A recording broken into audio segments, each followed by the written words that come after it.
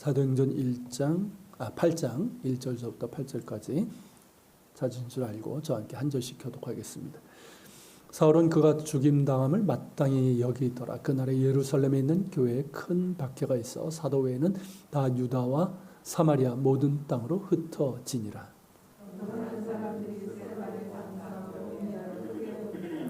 사울이 교회를 잔멸할세 각 집에 들어가 남녀를 끌어다가 옥에 넘기니라.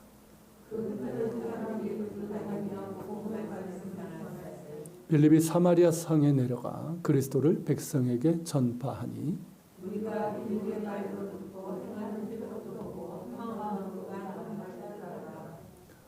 많은 사람에게 붙었던 더러운 귀신들이 크게 소리를 지르며 나가고 또 많은 중풍병자와 못 걷는 사람이 나으니 아멘. 다시 우리가 이제 사도행전 강의를 이제 하게 되는데요. 사도행전을 이렇게 보면 중요한 전환점이 되는 사건들이 있습니다. 그 처음은 이제 오순절 성령 강림으로 인해서 교회가 태동하게 된 거죠. 이 제자들 그리고 이제 많은 사람들이 이제 부활하신 예수님을 만나고 그리고 예수님께서 말씀하신 대로 오순절에 성령 강림이 임함으로 주님의 몸된 교회가 이제 이 땅에 세워지게 됩니다. 그러니까 예수님께서 이 믿음의 반석에 내 교회를 세우리라 하셨던 그 말씀 그대로 된 것이죠. 그리고 이제 두 번째 전환점이 되는 사건이 뭐냐면 스데반의 순교입니다. 그러니까 스데반의 순교를 기점으로 해서 이제 본격적인 박해가 시작이 됩니다. 그리고 동시에 복음이 그러니까 예루살렘과 유대만 머물렀던 그 복음이 어떻게 됩니까? 그 지역을 넘어 사마리아와 사방으로 그리고 이방 땅끝으로 이제 전파되게 됩니다. 이 역시 어떻습니까? 예수님의 말씀대로 이루어진 것이죠. 그런 까닭에 그 하나하나의 내용을 우리가 읽어보면 이게 그냥 우연이 되거나 우발적으로 일어난 것이 아니라 하나님의 주권적인 섭리 가운데 이루어지고 성령의 그런 강력한 기름 부으심, 역사 가운데 이루어진 일임을 우리가 알게 됩니다. 그런 까닭에 사도행전의 주인공은 제가 이제 처음에 사도행전 강의를 할 때 말씀드렸지만 사도행전의 주인공은 누구다? 사도들, 교회가 아니라 누구다? 예수님이시라는 거예요. 예수님. 그리고 이 사도행전은 주님께서 이제 주님의 성령께서 이제 오셔서 이제 인도하시고 역사하시는 그런 과정이기 때문에 성령 행전이라고 그렇게 할 수 있는 것이죠. 이제 본문 이제 8장부터가 이제 스데반의 순교 이후의 상황에 대해서 이제 기록하고 있는데 자, 1절의 기록처럼 사울은 스데반이 이제 순교당할 때 그 자리에 있었죠. 중요한 역할을 했단 말이죠. 스데반의 죽음과 관련해서 중요한 역할을 했던 사람이에요. 근데 스데반이 죽임당함을 어떻게 여겼다? 마땅히 여겼다. 무슨 뜻이에요? 저놈 죽어 마땅하다. 그렇게 생각을 했다라는 것이에요. 그리고 이제 박해하는 무리의 대장이 되죠. 그래서 이제 교회를 박해하고 또 이제 성도들을 끌어다가 옥에 감옥에 넘기는 그런 짓을 하게 됩니다. 그런데 이런 자가 어느 날 갑자기 박해자에서 뭐가 됩니까? 전도자가 되죠. 교회를 핍박하던 사람이 교회를 세우는 자가 되고 예수님을 가짜라고 거짓 메시아라고 그렇게 거절하던 사람이 나는 죽고 예수로 사는 사람이라고 예수님 위해서 자기의 모든 것을 바친 그런 사람이 되었단 말이죠. 이것이 어떤 논리적으로 설명이 가능할까요? 가능하지 않아요.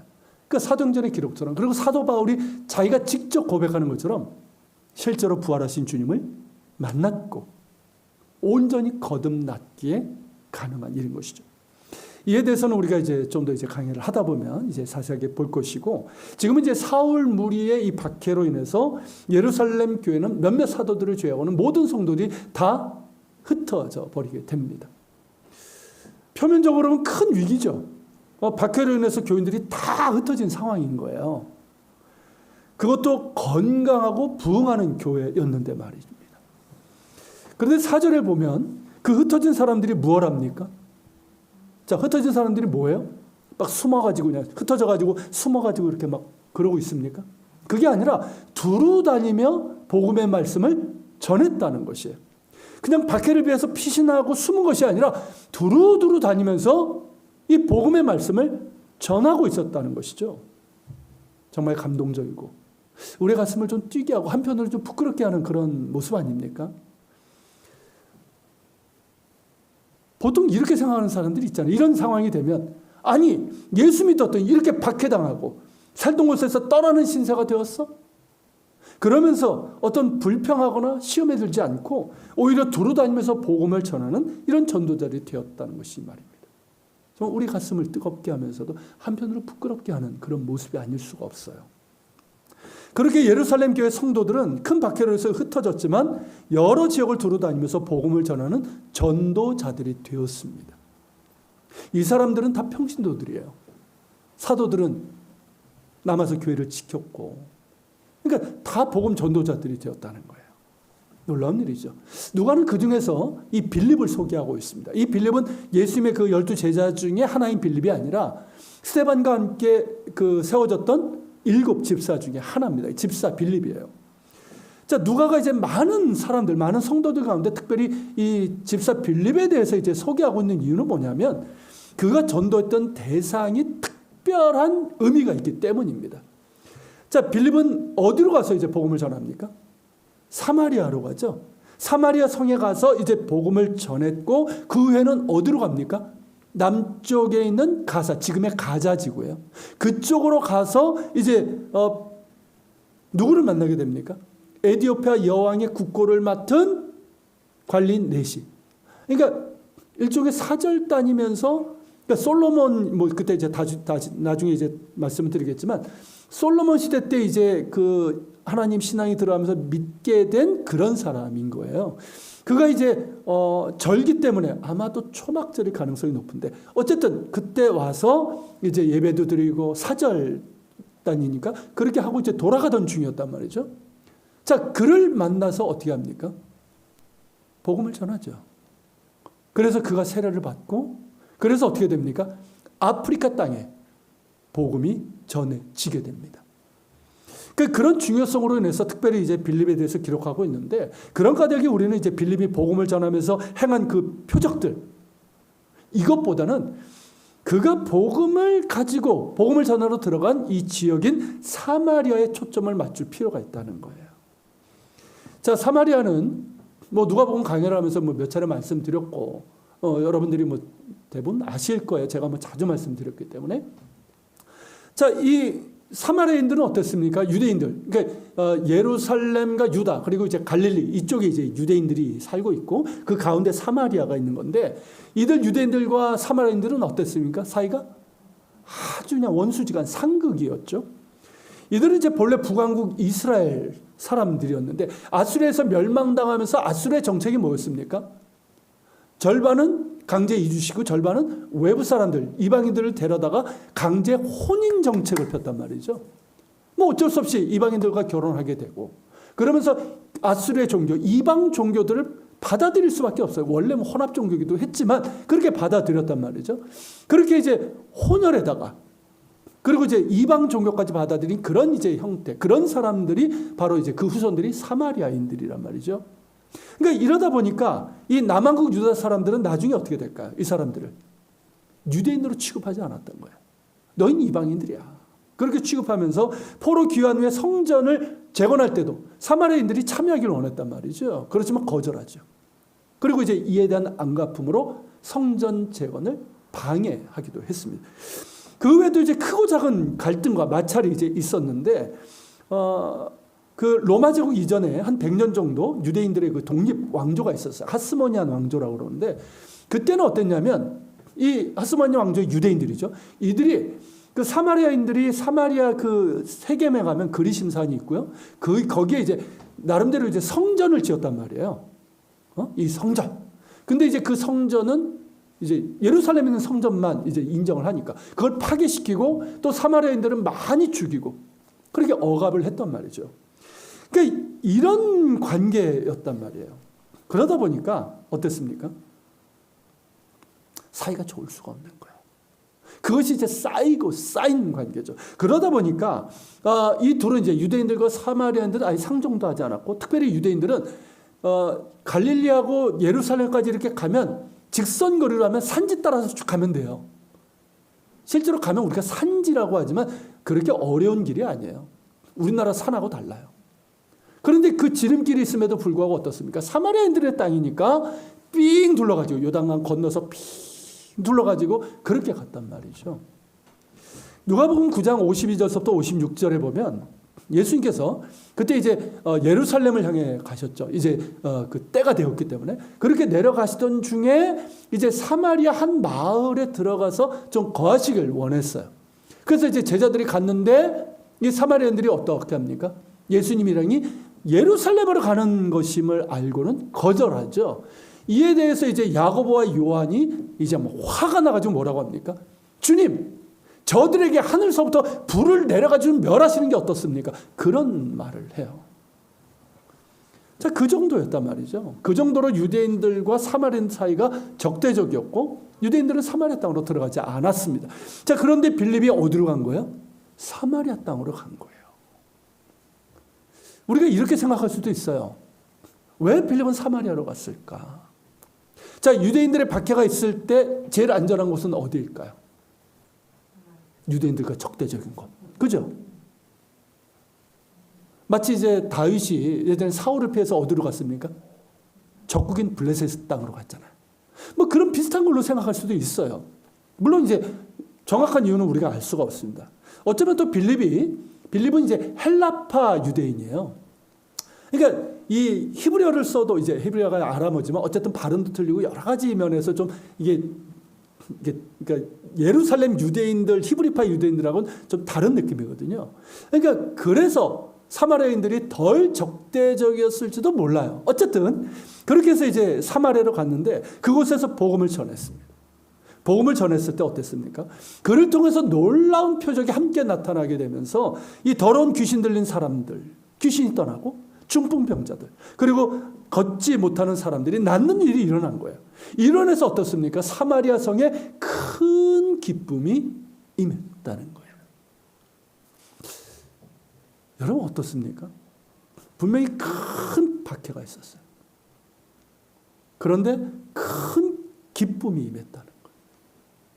이게 그냥 우연처럼 보이십니까?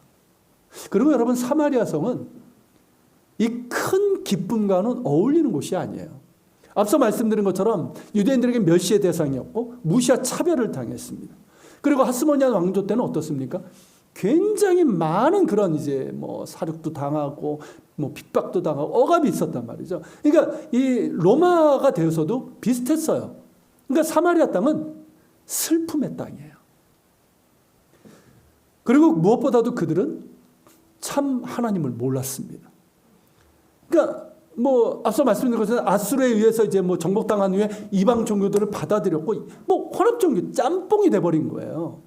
그리고 그 이후에는 나름대로 이제 유대인들하고 우리는 이제 뭐 좀 차별성을 갖기 위해서 인정을 안 하니까 우리 나름대로의 성경을 갖겠다. 그게 사마리아 오경이라고 하는 거거든요. 그것도 이제 갖게 되고 그리고 이제 우리 땅에 그리심산에 예루살렘 성전을 대신한 성전도 지었어요. 그리고 거기서 이제 예배를 드렸지만 참 하나님을 몰랐단 말이죠.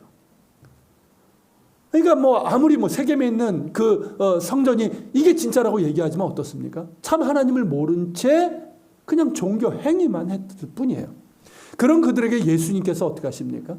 그 땅으로 가셔서 사마리아 수가성 여인에게 참 하나님을 알려주시고 영과 진리로 하나님을 예배할 수 있는 그 길을 보여주신 거죠. 그 길이 뭡니까?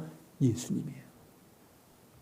그리고 예수님께서 그렇게 하셨던 것처럼 이제 빌립이 사마리아로 들어가서 그들에게 복음의 기쁜 소식을 전한 거예요. 그들 역시 메시아를 기다리는 사람들이란 말이죠. 그런데 그들에게 메시아 구원자이신 예수님을 전하고 예수님을 통해서 참 하나님을 예배할 수 있는 길을 열어준 거예요. 사마리아 땅에 구원이 임했습니다. 할렐루야. 그 어둠의 땅에 진리의 빛이 임했어요. 그 슬픔의 땅에 큰 기쁨이 임했습니다.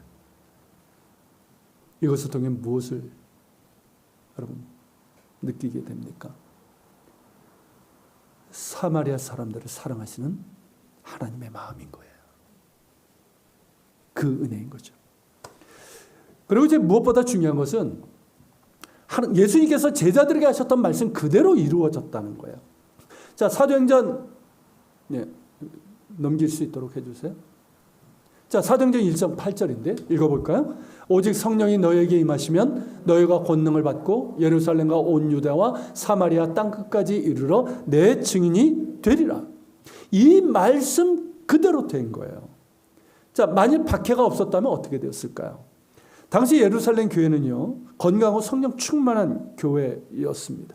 위기가 있었지만 다 위기를 성령 가운데 극복했잖아요. 하지만 어떻습니까? 머물러 있는 교회였어요. 이게 사실은 위험한 거예요. 그러니까 건강하고 성령 충만했지만 머물러 있는 교회. 자, 복음을 전했죠. 그렇지만 예루살렘과 그 근방에 있는 유대인들에게 전한 거예요. 이방인들도 있었지만 그들은 어떤 사람들이었습니까? 유대교를 받아들인, 유대로 개종한 이방인들이었을 뿐이에요. 그러니까 적극적으로 이방인 지역에 가서 복음을 전하지는 않았다는 것이죠. 이것을 보면 우리도 똑같습니다, 여러분. 오랜 관습, 그리고 이제 고정관념이 얼마나 이게 강한지를 알 수 있는 거예요. 자, 예수 믿고 거듭나고 성령을 받았음에도 불구하고 유대인들의 그런 관습, 고정관념에서 벗어나지 못했던 거예요. 유대인들이 생각하는 고정관념이 뭡니까? 이방인들에 대한 거. 이방인들은 구원은 유대인들에게 있는 것이고, 그리고 이제 이방인들은 뭐예요? 그들은 율법을 지키지 않으니까, 하나님도 모르고 지키지 않으니까 그냥 더러운 부정한 개, 돼지 취급을 한 거죠. 심지어 지옥의 그 불, 아궁의 불쏘시개에 불과하다. 그렇게 생각을 하고 상종을 하지 않았던 거죠. 뭐 특별히 어떤 외교나 상업 이런 것 아니면은. 그러니까 그것이 이제 그 고정관념이었는데 거기서 벗어나질 못했던 거예요. 이게 여러분, 이 고정관념이라는 게 그렇게 강한 거예요. 자, 게다가 교회는 부흥하고 있었어요. 열심히 전도도 했지만 주께서 날마다 믿는 자들을 더해 주셨죠. 학자들에 의하면은 좋기 4만 명은 됐을 거라고 그래요. 예루살렘 교회가. 지금도 3, 4명이면 초대형 교회고, 그 당시로는 어마어마한 거죠. 만일 아무 일도 없었다면 예루살렘 교회는 그대로 머물렀을지도 모릅니다. 교회가 부흥하고 성장하면서 거기에 취해가지고 유대인들만의 교회로 그냥 머무르고 말았을지도 모릅니다. 이를테면 변화산에 이어서 예루살렘 버전의 여기가 좋사오니. 자, 변화산에서 이 베드로와의 제자들이 뭐라고 합니까? 너무 좋아가지고, 아, 주님, 여기가 좋사오니. 여기에 초막을 주고 여기서 삽시다 이러잖아요. 그 예루살렘 버전이 아마 나왔을 거야. 너무 좋잖아. 이렇게 좋은데, 아, 여기가 좋사오니 여기서 살자. 이렇게 말했을 거예요. 물론 이제 언젠가는 밖으로 나갔을 것이고 이방인들에게도 복음을 전했겠지만 상당히 늦어지고 더뎌졌을 것입니다. 그러나 그것은 주님의 뜻이 아니에요. 교회 주인이신 주님의 뜻은 뭡니까? 말씀하신 그대로 예루살렘과 유다를 넘어 사마리아 땅끝까지 이르러 복음의 증인이 되는 거예요. 이방인들도 사랑하시고 그들도 복음을 들어야 되는 거예요. 구원받아야 되는 거예요. 이게 주님의 뜻이에요. 여러분, 이사야서 45장 7절에 보면 이런 말씀이 있습니다. 읽어볼까요? 나는 빛도 짓고 어둠도 창조하며 나는 평안도 짓고 환난도 창조하나니 나는 여호와라. 이 모든 일을 행하는 자니라. 놀라운 말씀 아닙니까? 근데 이 말씀이 우리가 오해하기 쉬운 말씀이에요. 자, 하나님이 빛도 짓고 평안도 짓고 이건 아멘. 근데 어둠도 창조하시고 환난도 창조하신다. 여기에서 오해하는 경우가 있어요. 여러분, 이 말씀은요, 하나님이 어둠도 창조하고 환난도 창조하신다는 그런 뜻이 아니라, 그러니까 어둠과 환난을 일으키신다는 뜻이 아니에요. 일으키신다는 뜻이 아니라 그것을 허락하신다는 뜻이고, 그 어둠과 환난 가운데 새로운 창조의 역사를 행하신다. 그 뜻인 거예요. 마치 십자가 고난을 허락하신 것처럼. 그죠? 어둠의 역사고 악의 역사잖아요. 근데 하나님께서 그것을 허락하셨고 그 십자가를 통해서 어떤 일을 행하십니까? 우리 죄인들을 구원하시고 부활의 영광을 준비하셨잖아요. 새로운 창조를 역사하셨단 말이죠. 그걸 말씀하는 거예요. 이것은 결국 뭐냐면 하나님의 주권적인 섭리를 말씀하시는 겁니다. 밖에도 그런 거예요. 밖에는 하나님께서 일으키신 게 아니에요. 이건 하나님께 불순종하고 진리를 싫어하는 이 악한 무리들에 의해서 일어난 거예요. 그러나 밖에 가운데 하나님의 섭리가 임했습니다. 큰 박해로 인해서 예루살렘 교회 성도들이 뿔뿔이 흩어졌지만 그것이 오히려 복음을 사방에 전하는 그런 기회가 된 거예요. 예수님께서 말씀하신 것처럼 복음이 예루살렘과 유다를 넘어 사마리아와 이방의 땅 끝까지 전하게 되는 그 촉발점이, 그 기점이 된 것이죠. 여러분, 로마서 8장 28절에서 이렇게 말씀하고 있습니다. 같이 읽겠습니다. 우리가 알거니와 하나님을 사랑하는 자 곧 그의 뜻대로 부르심을 입은 자들에게는 모든 것이 합력하여 선을 이루시느니라. 아멘. 하나님께서는 어떤 분이시라는 겁니까? 모든 것이 합력하여 선을 이루시는 하나님이라는 거예요. 인간의 악함과 불순종으로 인해서 이 박해가 일어났지만 그것을 통해서 오히려 복음이 사마리아와 이방 땅에 전해지는 기회로 바꾸셨다는 거예요. 이와 같은 일들이 여러분 지금도 곳곳에서 일어나고 있습니다.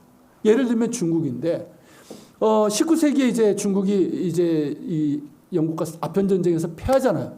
그러면서 이제 영국을 중심으로 한 이 문호, 이 서양에 대해서 문호가 열리면서 많은 선교사들이 들어갔어요, 그 땅에. 뭐 허슨 테일러도 그렇고 많은 사람들이 들어가서 복음을 전했습니다. 그러다가 이제 20세기 중반에 이제 중국이 이제 공산화가 되면서 모든 선교사들이 추방당하고 선교의 문이 닫히고 말았습니다. 그러다가 여러분 1980년대에 중국의 이제 덩샤오평이 이제 개방 정책을 펴게 되잖아요. 그러면서 이제 사람들이 들어가서 보게 됐는데 확인해 보니까 어떻게 됐습니까? 교회가 사라진 것이 아니라 지하교회라고 얘기를 하죠, 보통. 그 지하교회라는 이름으로, 가정교회라는 이름으로 수많은 중국인들이 믿음을 지키고 있었다는 거죠. 오히려 선교사들이 있을 때보다 훨씬 더 많은 중국인들이 복음을 믿고 있었고요. 순결한 믿음을 지키고 있었다는 거죠. 그 중국 공산당의 그런 핍박과 환난 가운데서도 믿음을 지킨 중국 성도들에게 하나님께서 부흥을 주셨다는 거죠. 그리고 여러분 중국이 놀라운 부흥을 일으켰잖아요. 그러니까 중국의 어떤 그 크리스찬들, 기독교인들 인구로 따지면 거의 1억에 가까울 정도로 지금 늘어나고 있고 이것이 이제 그 위험 대상이 되니까 중국 공산당이 지금 어떻게 합니까? 또 선교사들 다 추방하고 이제 비자를 안 주고 있어요. 그렇지만 그런 어둠과 그런 박해 역사 속에서도 하나님의 역사는, 새로운 창조는 계속해서 이루어질 것입니다. 이는 이스라엘도 마찬가지예요. 1948년에 이제 이스라엘이 2000년 만에 이제 다시 그 자기들의 땅에 이제 나라가 세워졌잖아요. 그때 여러분 우리 이방인, 우리 기독교인들이 놀라운 걸 봤는데 그때에 이스라엘 땅에 들어온 유대인들 중에 예수님을 믿는 유대인들이 있었다는 거예요. 많지는 않았어요. 우리 모두는 어떻게 생각하냐면 초대교회 때 예수님을 믿었던 유대인들은 뭐 나중에 기독교가 이제 또 박해를 하잖아요. 그러면서 다 사라진 줄 알았어요.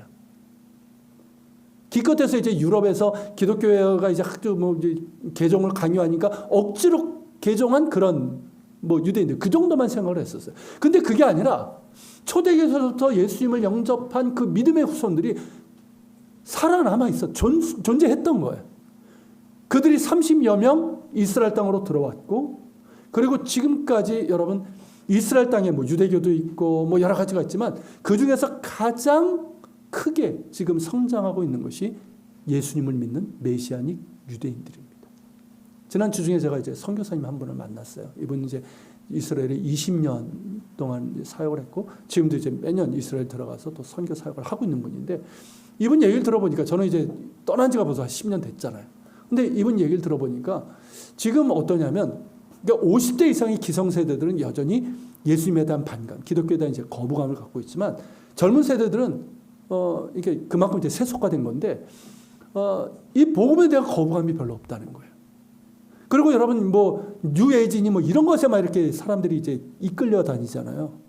그 공허함 가운데 이 복음을 들은 이 젊은 세대들이 많이 돌아오고 있다는 거예요. 군대에서도 그렇답니다. 군대에서 거기에서 이제 한 메시아닉 청년이 있었는데 이스라엘 군대는 여자들도 군대 가잖아요. 근데 여군 하나가 이 형제에게 나도 예수님 믿는다고 했다는 거야. 그래서 둘이 얼마나 좋습니까? 그래서 이제 함께 예배하고 기도하고 그랬는데 거기 이제 부대장이 이 신앙을 안 거예요, 둘. 그러더니 야,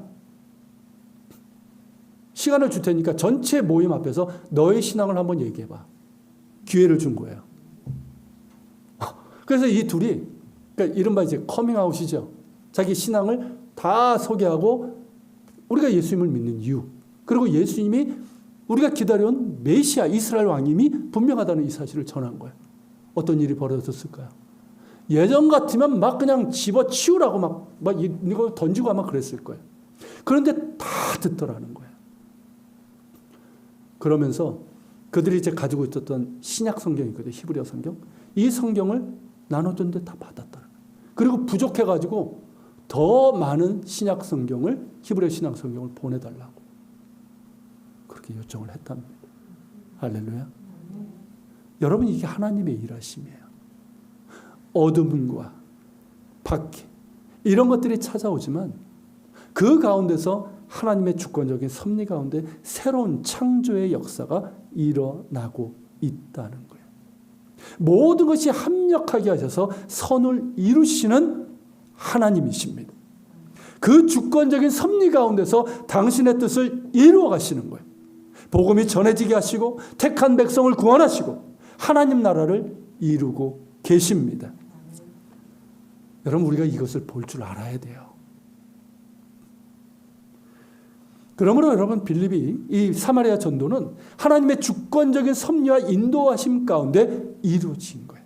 박해론에서 흩어졌지만 말씀에 순종하여 두루 다니며 복음을 전한 이들에게 성령께서 능력으로 함께 하셨고, 이 말씀에 순종해서 사마리아로 들어가서 복음을 전한 빌립에게 성령의 크신 능력이 함께 하시면서 놀라운 표적이 나타난 거예요. 순종하는 자에게 성령께서 함께 하십니다. 능력도 주시는 거예요. 이 모든 것을 하나님께서 하셨습니다. 그래서 선교를 라틴어로 미시오 데이, 하나님의 선교라고 하는 거예요. 우리가 하는 것 같지만 실제로 그 행하시는 이는 누구십니까? 하나님이시라는 거예요. 그렇다면 여러분, 하나님께서 어떠한 사람들을 사용하시는가 하는 겁니다. 오늘 본문에 보면 이 빌립과 빌립을 비롯한 이 초대교회 성도들이죠. 이들은 어떤 사람이었을까요? 그들이 특별한 사람들이었을까요? 특별한 어떤 자격과 능력이 있었을까요? 그렇지 않아요. 이 스데반도 그렇고 빌립도 그렇고 평신도였어요. 사도들이 아니었단 말이에요. 그저 이제 구제 사역을 위해서 감당하기 위해서 세워진 그런 평신도 사역자, 집사들이었단 말이죠. 그들이 뛰어나고 능력이 있어서 하나님께서 사용하신 것이 아니라는 말입니다. 하나님께서 그들을 사용하신 이유로 간다면 딱 하나밖에 없어요. 그것은 그들이 예수님으로 채워진 사람들이었다는 거예요. 예수로 채워진 사람. 이를 다른 말하면 성령 충만한 사람들이었다는 거죠. 스데반도 그렇고 빌립도 예수님을 바라보는 사람이었어요. 예수님 안에 거하고 예수님을 사랑하고 예수님 닮기를 정말 소망했며 그렇게 살았던 사람이었단 말이죠. 자신을 통해서 예수님이 존귀하게 되기를 원했던 사람이에요. 사도 바울의 말로 한다면 뭡니까? 나는 죽고 예수로 사는 사람. 그런 사람이었단 말이죠. 하나님의 주권을 믿었고요. 성령의 함께하심을 믿었습니다. 그러니까 이게 박해로 인해서 예루살렘을 떠나야 했고, 그리고 흩어지는 그런 상황이었지만 염려하거나 두려워하지 않았고, 그리고 실망하거나 좌절하지 않고 오히려 복음을 전하는 자들이 될 수 있었던 거예요. 박해 상황도 하나님의 주권 아래에 있는 거예요. 결국 하나님께서 허락하신 거니까. 그렇게 하나님의 주권을 믿었고 그러면서 순종하는 자를 통해서 일하시는 하나님이심을 그들은 알았습니다. 그리고 그들은 그 어려운 상황 가운데서도 하나님을 신뢰했고 순종했어요. 그런 그들을 통해서 성령께서 지혜와 능력으로 임하셨고 복음이 사마리아와 사방에 전해지게 하셨습니다. 미시오 데이, 하나님의 선교의 도구로 삼으신 거예요. 여러분, 이와 같은 사람이 바로 하나님께서 사용하시는 사람입니다. 어떤 상황 가운데서도 예수님을 바라보며 믿음의 길, 순종의 길을 가고자 하는 사람이에요. 그리고 예수님을 사랑하고 닮아가면서 나를 통해서 예수님이 존귀하게 되기를 원하는 사람, 그런 사람을 하나님께서 사용하십니다. 그런 사람들에게 더욱더 은혜로 함께 하시고 하나님 나라 뜻을 위해서 사용하시는 거예요. 이는 우리의 삶에서도 그러합니다. 우리가 이제 뭐 복음을 전하는 이것뿐만 아니라 우리의 삶에서도 마찬가지예요. 여러분 강영우 박사 아시죠? 들어보셨을 거예요, 다. 이분이 이제 미국 부시 대통령 때 국가장애위원회 위원으로 활동을 했고, 부시를 이어서 이제 오바마가 이제 대통령 취임에 있었을 때 그 아들인 강진영 변호사가 대통령 보좌관이 되어서 이제 화제가 되었죠. 그러니까 한국인으로서는 미국 정치계 최고위적에 오른 최초의 인물이었습니다. 근데 사실 이 강영우 박사는 매우 불우한 환경에서 자란 사람이에요.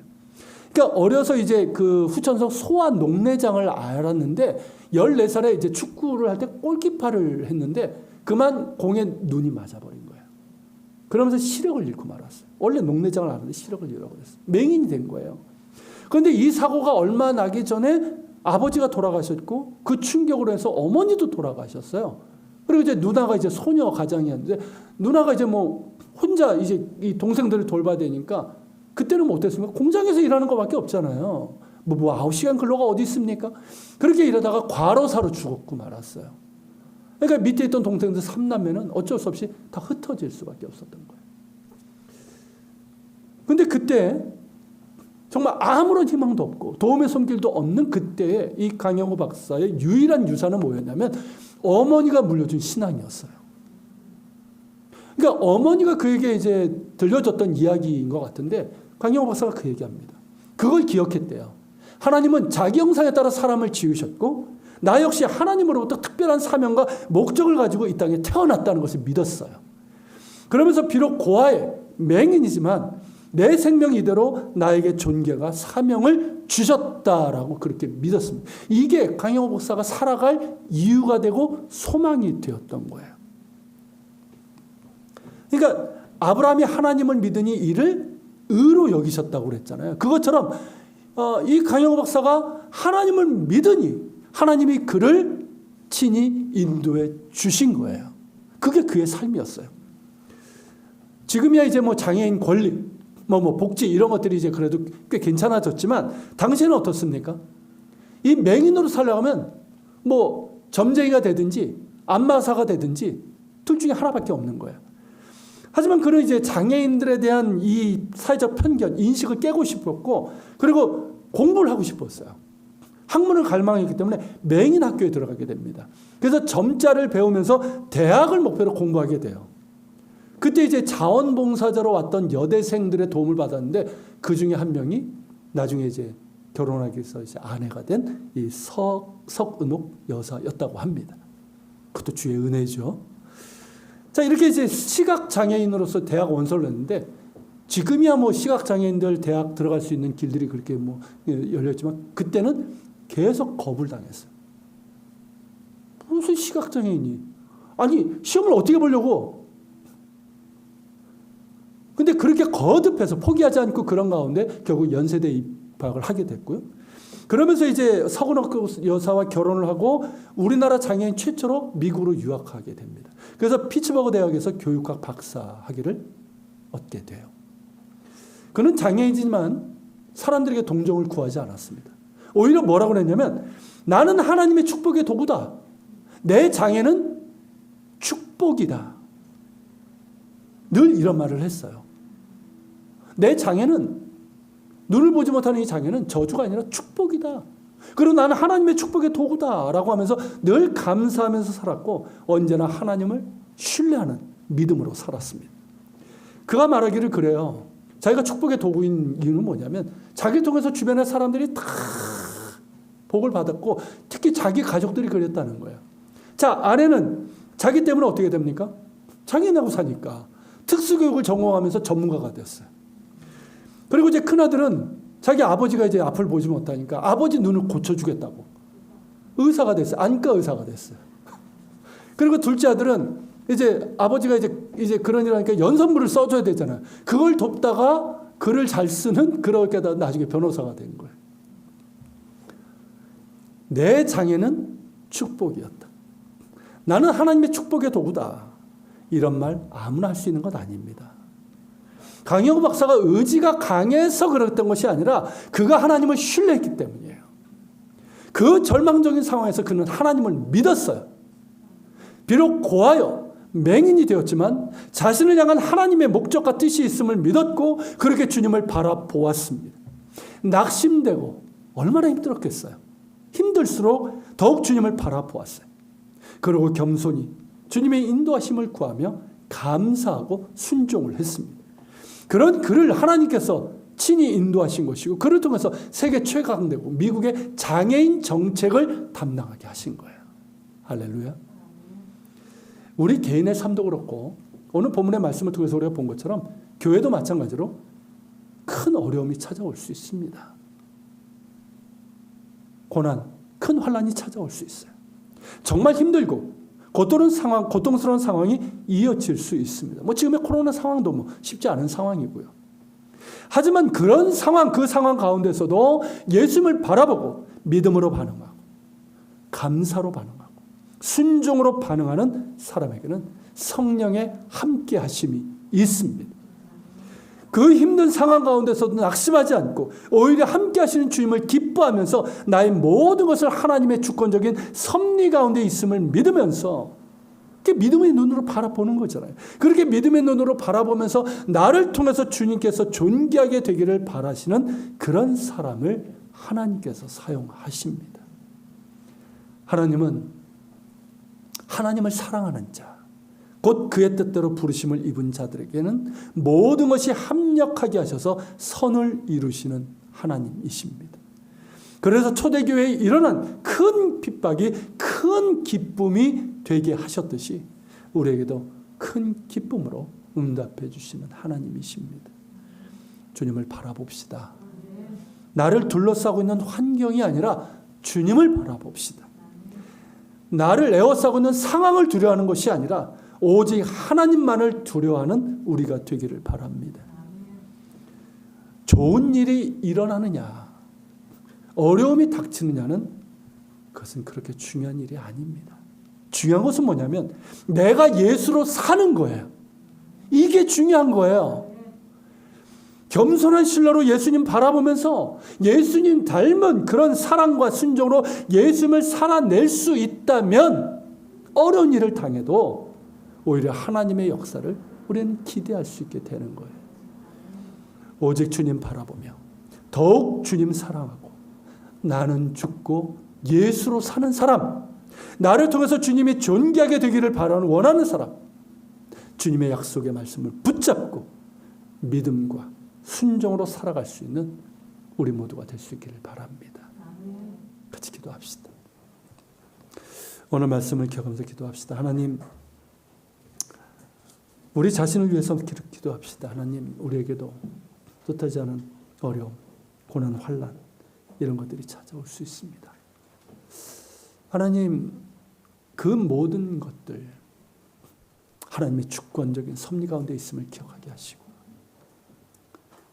그 가운데서도 주님을 바라보게 하시고 하나님을 사랑하는 자, 곧 그 뜻대로 부르심을 입은 자들에게는 모든 것이 합력하여 선을 이루시는 하나님이심을 기억하며 믿음으로 반응하고 감사로 반응하고 순종으로 반응하는 우리가 되게 하여 주옵소서. 그리고 하나님, 우리가 어떤 핍박 또 교회도 어려움 그런 상황들 우리에게 겹칠 수 있습니다. 그때에도 초대교회가 그랬던 것처럼 주님을 바라보게 하시고 순종하게 하시고 그런 가운데 큰 핍박, 큰 환난, 큰 어려움이 큰 기쁨으로 바뀌게 되는 하나님의 새로운 창조를 우리가 보게 하여 주시옵소서. 우리 기도하며 주님 앞에 나갑시다. 살아계신 주님, 이 시간 주님을 바라보는 우리 기도합니다.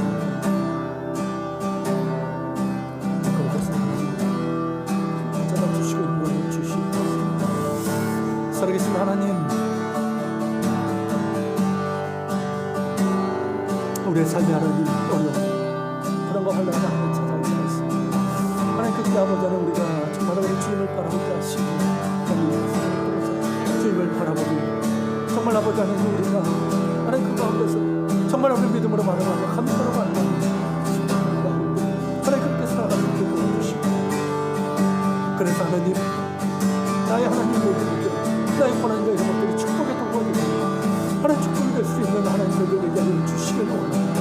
큰 기쁨으로 하나님 저희들이 살아가게 하시고 주여 인도해 주시기를 간절히 바라고 원합니다. 살아계신 하나님, 또한 아버지의 교회 없이 아버지의 어려움들, 아버지의 난처함 이런 것들이 있을 수 있습니다.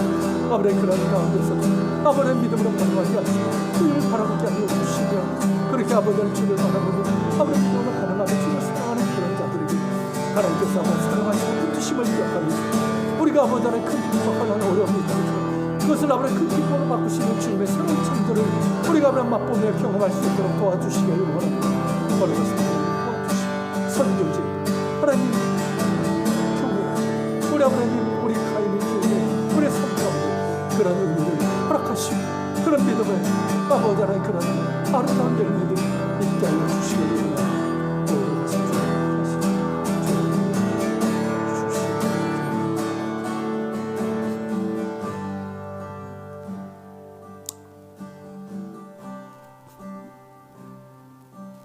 하나님을 사랑하는 자, 그의 뜻대로 부르심을 입은 자들에게는 모든 것이 합력하게 하셔서 선을 이루시는 하나님. 악한 세력들이 어둠 가운데 행하고 또 우리의 삶에 또 교회에 환난이 일지라도 하나님의 주권적인 섭리 가운데 새로운 창조를 행하시는 우리 하나님을 찬양합니다. 그리고 하나님을 바라봅니다. 우리 개인의 삶에도 어려움, 고난이 찾아오고 힘겨운 상황이 올지라도 이 말씀을 기억하며 더욱더 주님을 바라보게 하시고 하나님을 믿으니 이를 의로 여기셨다는 그 말씀처럼 온전히 신뢰하며 감사하며 순종으로 반응하는 저희들 되게 하여 주시옵소서. 그리고 하나님, 교회적으로도 지금 한국교회 어려운 상황입니다. 하나님, 그런 상황에서도 초대교회가 그랬던 것처럼 더욱더 주님 바라보며 믿음으로 순종으로 반응하게 하여 주시고, 특별히 하나님 선교지에 있는 교회들, 그리스도인들, 초대교회 같은 그런 순결한 믿음 허락해 주옵소서.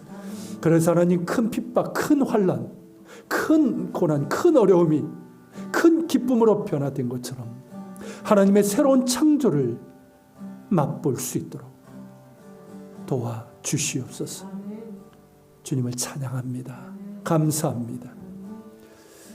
오늘도 주님 앞에 예배드리며 예물을 드립니다. 11조를 드리고 감사의 예물을, 선교의 예물을, 주일의 예물을 주께 드립니다.